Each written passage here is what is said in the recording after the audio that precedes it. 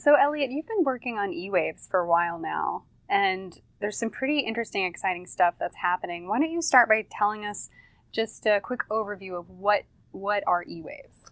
Yeah, so EWAVES is our in-house Elliott wave analysis software. So basically, there's two parts to it. So the first part is EWAVES itself, which gives you an Elliott wave count, and it gives you the highest probability Elliott wave count for a particular market. And then on top of that, there's a strategy module. And the job of that is basically to say, okay, let's look through some of the wave counts that EWAVES is producing on, let's say, the S&P, on gold, on various markets. And let's see, are any of them particularly at compelling junctures? We call these setups. And so when you see a setup, then we have a flash service, which is the way people can actually subscribe if they're interested in what EWAVES is seeing. And then the flash service will produce a recommendation. So then they can actually get the setup delivered to them. They get a chart with labels on it, with something exciting that's happening in a market in real time.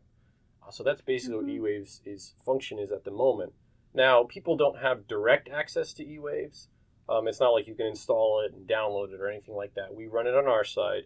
And right now, Flash Services is the main way that people get EWAVES generated content delivered to them. Okay. And of course, in the future, we may add more services and expand the scope of EWAVES. But for now, a Flash is basically the way to go. Okay. So that's how people can access it if they're interested. Yes, exactly. Okay. Yeah. Pattern recognition, it sounds kind of abstract. It sounds like it's a little bit difficult to grasp. But in late September, early October, those patterns were anticipated with what was about to happen in real-time stock markets, which is pretty exciting. Yeah, I mean, we're running it on real-time data right now. When I say real-time, it's end of day. So it's real data that's coming at the end of the day. We run EWAVES on it at the end of the day, and then we take a look at everything and take action the following day. In a future version, we do anticipate we'll do intraday. But in the meantime, I'd be happy to show you and walk you through a few charts that we just did very recently with EWAVES in real time. Okay, let's take a look. So basically, the first chart we have here, this is the Dow Jones, and this is from September 20th. This is the chart that EWAVES 2.0 produced. And the first thing that you'll notice about this chart is that it's a little bit different from a traditional chart. And most people that are new to EWAVES, they're like, what is that? But then once they get used to it, a lot of them actually love it. Because we don't use any Roman numerals, because all the degrees are relative to one another. So like this 4 here right under the E, that's a larger degree 4. It's in a different color from the E, and everything in orange is 1 degree smaller than that. So you can quickly visually orient yourselves. You know, the impulses are always just 1, 2, 3, 4, 5. Again, no Roman numerals. Tell me about the labeling. Yes. CT, DT. Yeah, that's a little unusual, but actually what it is if you ignore the subscript there, the little T's, it's traditional Elliott wave labeling. So A, B, C, D, E. In that case, it's a triangle. But the reason we put the subscripts on there for EWAVES is because that makes it completely unambiguous. Because in traditional wave labeling, if someone puts an A on a chart, you actually don't know immediately, is that an A of a zigzag? Is that an A of a flat? Is that an A of a triangle? There's multiple patterns that it could be. The same thing are true of corrections. And back in January, if you remember, the theorist came out and was talking about a throwover in the Dow Jones over a very important trend line. So they were looking for a decline. And of course, we got that decline, and that was wave A of what became a sideways triangle formation, which you'll see ends here where we have the label 4 on the chart. There's been kind of an unusual impulse wave that formed after that 4th wave low there, if you look at the chart, because it has an extended first wave, which is kind of a rare type of situation. But when you get an extended first wave, basically it means wave 1 of the impulse is unusually large. And that extended, that's where you have the numerical 1? Yes, where the 1 in orange is. And that creates kind of an unusual situation because 3 is never allowed to be the shortest wave in the Elliott wave pattern. So if you have an extended 1, it means that wave 5 is going to be even smaller than 3, which means you can kind of anticipate, hey, if this is the correct labeling, then that means the entire pattern should be done very soon. And so basically we put out this as a flash alert to our subscribers saying, hey, there's an interesting setup here forming in the Dow. And then indeed, the Dow actually ended up eking out just barely a new high after that. And again, the Elliott wave theorist also put out an alert about this high. So it's interesting to me to see that EWAVES, the software, and what human analysts are doing are syncing up. So it's like, EWAVES had this observation, but also people have this observation. So we'd like to see that. After we issued the flash, this is kind of the aftermath so far. So the market has moved dramatically downwards, which has been good. We're still continuing with that recommendation right now. So we have not closed it out or issued any updates on it. No stops, no exits or anything like that. And of course, for people who are in flash right now, we will be updating those people as this scenario continues to play out. And in the flash position, they're still active? Yes, all of these are still active. And so, like I said, people who are in flash will alert them if any new updates occur. Because, flash is a full handhold service. EWAVES' job, as I've said before, is to do the analysis part of it. The flash service is a level above EWAVES. It's taking the output of EWAVES, but then it's saying, okay, let's actually walk through this with a recommendation, kind of take it one step at a time. A little bit more of a teaching style along with a recommendation. Exactly. This is the Russell here, and this was actually a little bit before that. We produced this chart on September 5th. So the Russell has a little bit more of an upward trend to it. Unlike the Dow, which was sideways in 2018, this one actually continued higher. It's a small cap stock index, a little bit more speculative. And in fact, what's the other interesting thing about this is that the recommendation that essentially EWAVES is saying here is that the market's going to move lower. But the Russell, if you think about it, it's been going up since 2009. So that is a long time for EWAVES to be recommending something that's counter trend. So that's very interesting, but you can anticipate these turning points in advance. So in terms of this Russell recommendation here, this worked out very similarly to the Dow. We had a very, very big move down. And as I said, this is still active, still ongoing. We're very excited about this move. Another reason we're excited about this move, and it's not just because of what the stocks are doing, and I don't have a chart of this with me at the moment, but bonds at the same time are also going down. So I have to ask, does all EWAVES analysis work out like this? Well, no method is going to be correct 100% of the time. Especially with the markets. That is true. But the job of EWAVES is to basically give you the highest probability Elliott wave labeling. So when you see an EWAVES chart, you can have a lot of confidence that a lot of research went into being sure that that's the best way to label that particular chart. And then the job of the strategy module, which runs Flash, which is on top of EWAVES, is to go through multiple of these charts and find the ones with the most compelling setups. The one with the most compelling setup is the one that's most likely to, resolve favorably. And then those are the ones that get bumped up and become actual Flash recommendations. I understand that you're working on a new version of EWAVES right now. Yes. So the current version that we're running is 2.0b, which is 2.0 beta. And so basically what that is we had an original version written a while ago in a different language, EWAVES 1.0. And we made some edits to that. We had a 1.1 for a brief period of time where we put some improvements on it. But at some point, it was just too hard to keep tacking on improvements. And we decided we need to modernize this thing. And so we basically ported it, and that became version 2.0 beta. And so 2.0 beta is in a modern language. It's way, way faster. I think we measured it like 100 times faster at doing analysis by the time we were done with it. But theoretically speaking, it's actually the same as 1.0. So it's based mainly on human observations. Everything in the Elliott wave principle is in there. So there's a lot of good stuff in there. But what we're doing with 2.1 is we decided we want to take it to the next level. We want to get the program out of beta. We want the charts to be at human equivalent or better level. And in order to do that, what we really had to do was go back to kind of the heart of this entire process. So, there's kind of two parts to building something like EWAVES. There's the research part, and there's the development part. So the research part was really something the analysts provided, and then the development work in terms of saying, okay, here's what Elliott waves are, and here's how they behave. Let's build software that can capture that. That was quite a big endeavor. But we're going back to the research part now with 2.1, and we've done a huge amount of research work, and I would say it took us a while to get here, but really just over the past 5 months, we've had just an explosion of breakthrough discoveries with Elliott waves. And I'm just so excited and jazzed up about it. If there was any doubt about Elliott wave being the critical underlying structure of financial markets, there's no doubt anymore. Because to me, I'm 100% convinced every bit of data that we've been looking at has had very compelling stuff in it, and it's validated a lot of stuff from the Elliott wave principle from a statistical perspective, as well as discovering a lot of new things as well. So I'm very excited about the potential that we have with this next version of EWAVES. When do you think it's going to be available? I think we have a big milestone coming at the end of the year, and I'm thinking probably early next year. My original hope was at the end of this year, but everything always takes a little longer than you think, of course.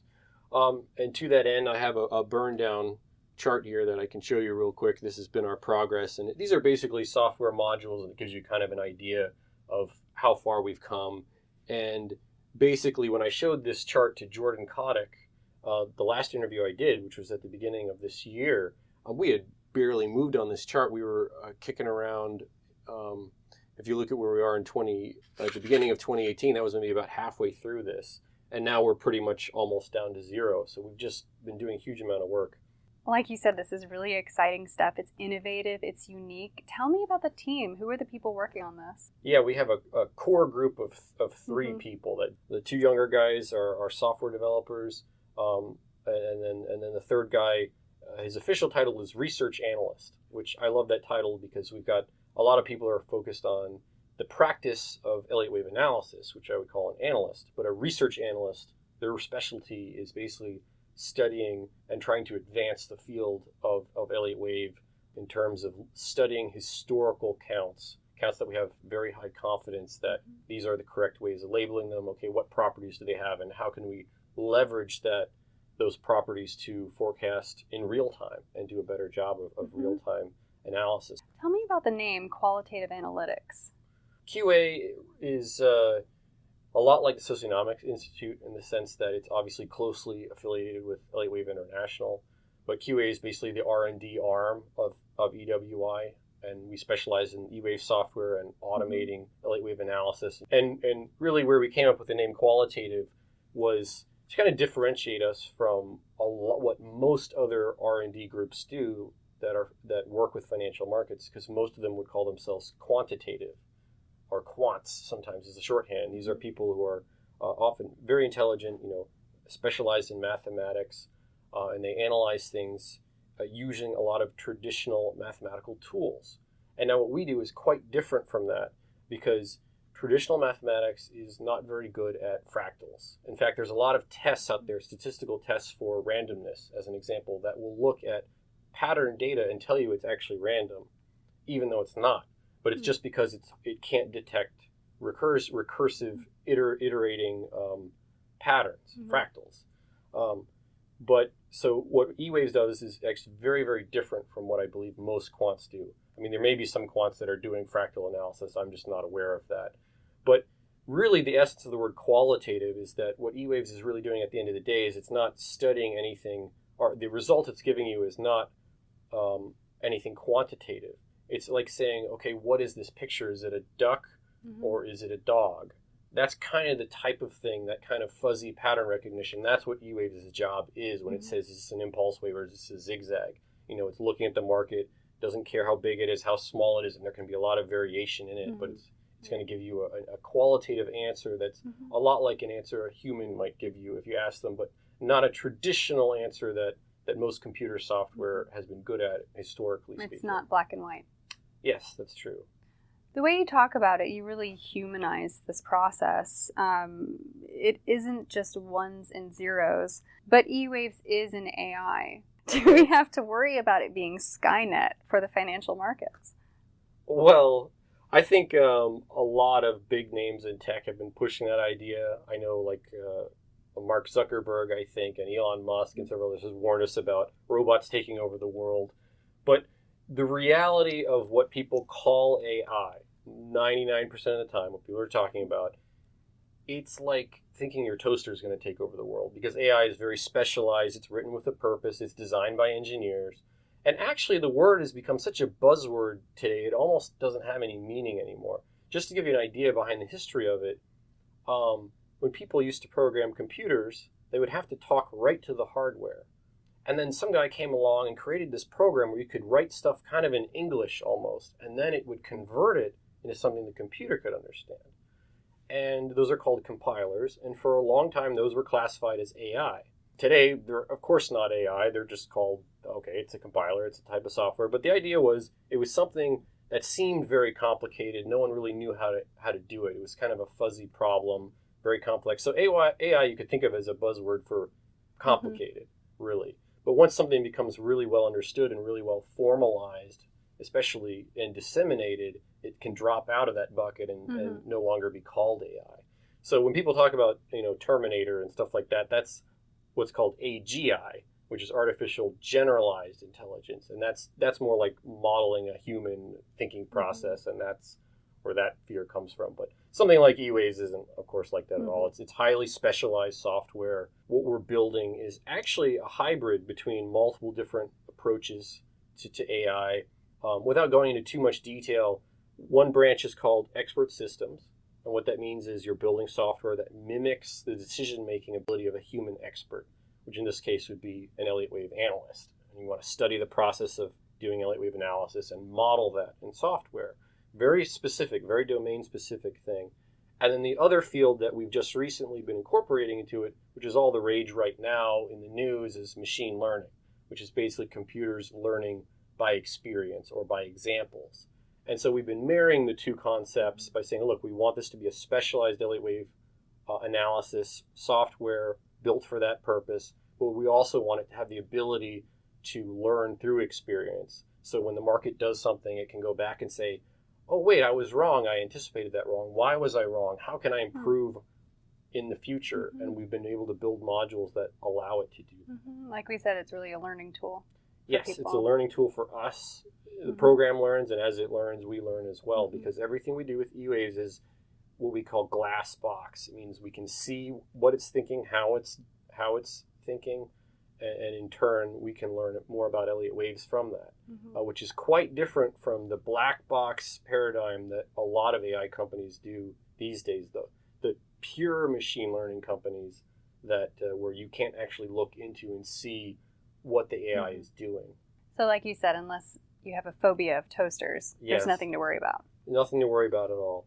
But right. I'm pretty confident that this hybrid approach is the correct approach in spite of the hype around the machine learning approach, because IBM actually just came out with their Watson computer, and it does medical diagnoses, and it's a software as a service, and they use a expert system machine learning hybrid. So it's very similar to the approach we've kind of come up with EWAVES, where you think it's like, you kind of take two different paradigms and put them together and get the best of both worlds. So once I read that about IBM, I was like, okay, maybe we're making the right call to do this hybrid approach. EWAVES, it sounds very complex. There's so much to it. Did you ever suspect that automating EWAVES might be too difficult? It might not work out? I think about that every day. As we've just kept on drilling away at it, like I said, we've had a lot of big breakthroughs lately, and that's what's giving me this confidence that, okay, I can see where all the pieces can come together to make everything work. But at the end of the day, we have to build EWAVES, especially with this research and the results we're getting out of it. It's saying, we can't just ignore what we're seeing with this research. It's too strong. Because Elliott waves are it. That's basically how financial markets operate. It's all through social mood. If you want to know more about that, of course, you need to talk to Matt Lampert, Socionomics Department. So where can people go to learn more about EWAVES? Well, the best place to go is just ewaves.com. We've got interviews there. This interview will be posted there as well as previous interviews, newsletters. I do a weekly audio update every Friday on progress in EWAVES, and all of that stuff is available on ewaves.com. So definitely check it out.